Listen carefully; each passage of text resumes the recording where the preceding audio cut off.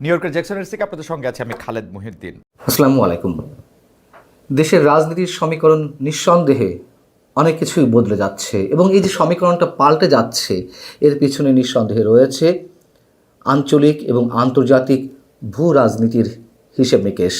আমরা জানি যে গত কিছুদিন আগেও যুক্তরাষ্ট্রের সঙ্গে ভারতের তুমুল একটা দ্বন্দ্ব কাজ করছিল শুল্ক বাণিজ্য নিয়ে, এবং সেই জায়গা থেকে চীন, ভারত এবং সোভিয়েত ইউনিয়ন, রাশিয়ার একটা জোট হওয়ার সম্ভাবনা দেখা দিয়েছিল যুক্তরাষ্ট্রের বিরুদ্ধে। সেটি আর হচ্ছে না, বরং যুক্তরাষ্ট্রের সঙ্গে ভারতের যে দূরত্ব সৃষ্টি হয়েছিল তা এখন অনেকাংশেই কমতে শুরু করেছে এবং সেই জায়গা থেকেই নতুন রাজনৈতিক সমীকরণ বাংলাদেশকে ঘিরে। বিশেষ করে যুক্তরাষ্ট্র তার ইন্দো প্যাসিফিক স্ট্র্যাটেজি বাস্তবায়ন করতে গেলে ভারতকে ছাড়া সম্ভব নয়, এ কথা আমরা অনেক আগে থেকেই জানি।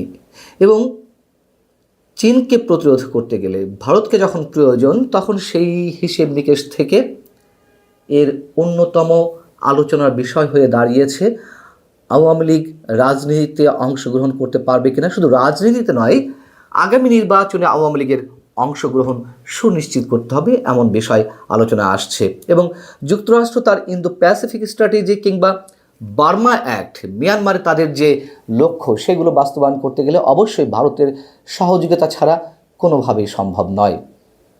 আমরা নিশ্চয়ই দেখেছি বাংলাদেশের মধ্য দিয়ে মিয়ানমারকে করিডোর দেওয়ার বিষয়ে যে সরকারের পক্ষ থেকে তুমুল একটা ইচ্ছা ছিল, তারা সেটি বাস্তবায়ন করতে চাচ্ছিল।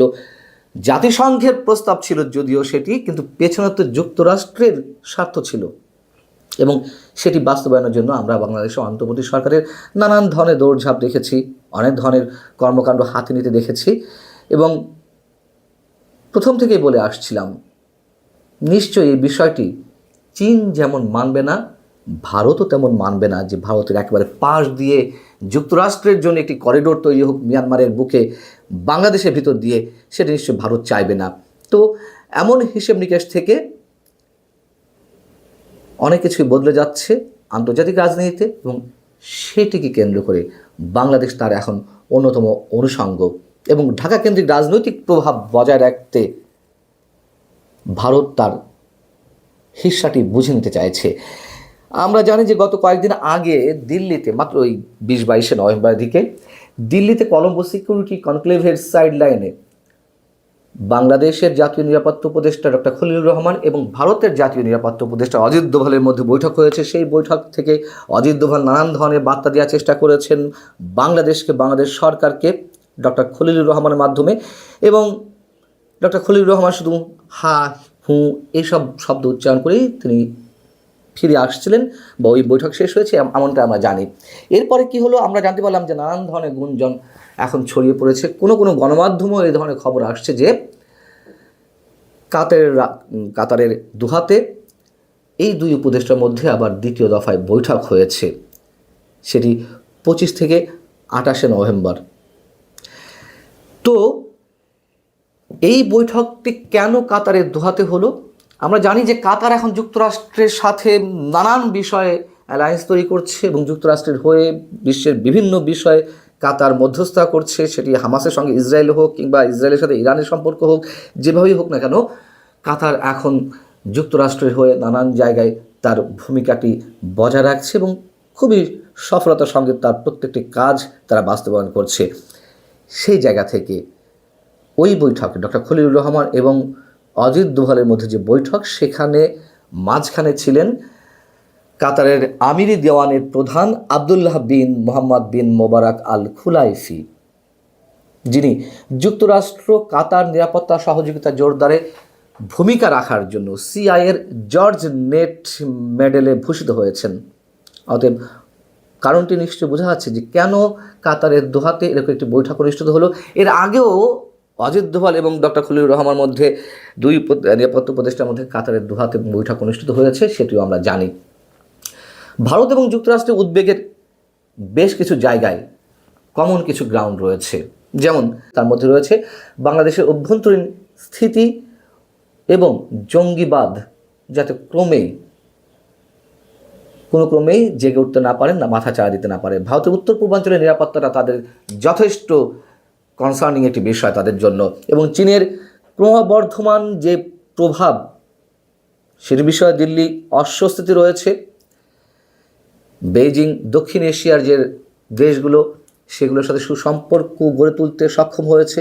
এগুলো ভারতের জন্য মাথা ব্যথার কারণ হয়ে দাঁড়াচ্ছে। এবং সেই জায়গা থেকে অবশ্যই শুধুমাত্র আওয়ামী লীগের জন্য আমি বারবার একটা কথা বলি, ভারত যা কিছু করবে আগামী দিনে বাংলাদেশকে কেন্দ্র করে, সেটি শুধু আওয়ামী লীগের স্বার্থের জন্য নয়, তাদের স্বার্থের জন্যই করবে।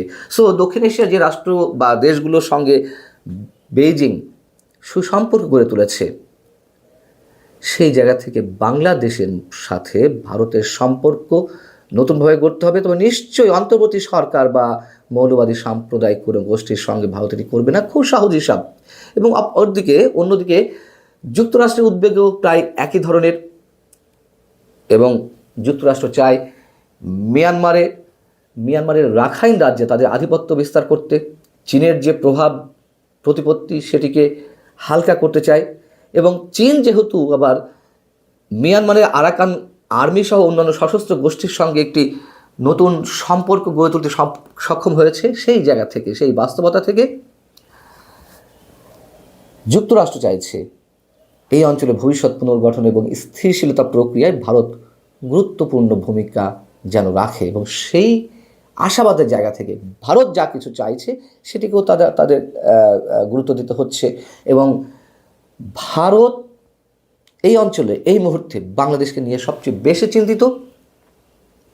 তাদের চাওয়া পাওয়ার কথা এরই মধ্যে যুক্তরাষ্ট্রকে জানিয়ে দেওয়া হয়েছে আগামী নির্বাচন এবং আওয়ামী লীগের রাজনীতি নিয়ে।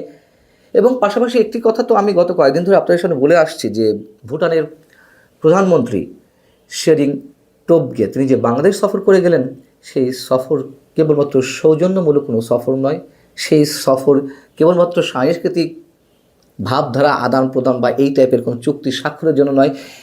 বিহাইন্ড দ্য স্ক্রিন অবশ্যই অন্য কিছু রয়েছে। এবং শেরিং টোবগে ভারতের হয়েই বিশেষ বার্তা পৌঁছে দিতে বাংলাদেশে এসেছিলেন। সেই কথাগুলো এখন বিভিন্ন মিডিয়াতে আসছে। এবং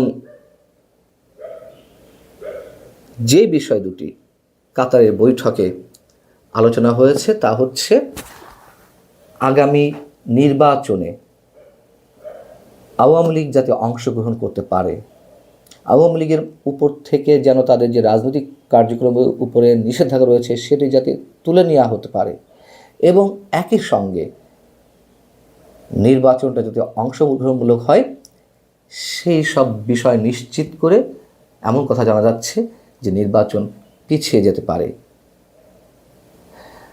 হয়তো কেউ বলবেন যে এই খবরগুলো সব গণমাধ্যমে আসে, সব গণমাধ্যমে তো সব খবর আসে না। আর বাংলাদেশের গণমাধ্যমে এই ধরনের খবর কল্পনার বাইরে এই মুহূর্তে।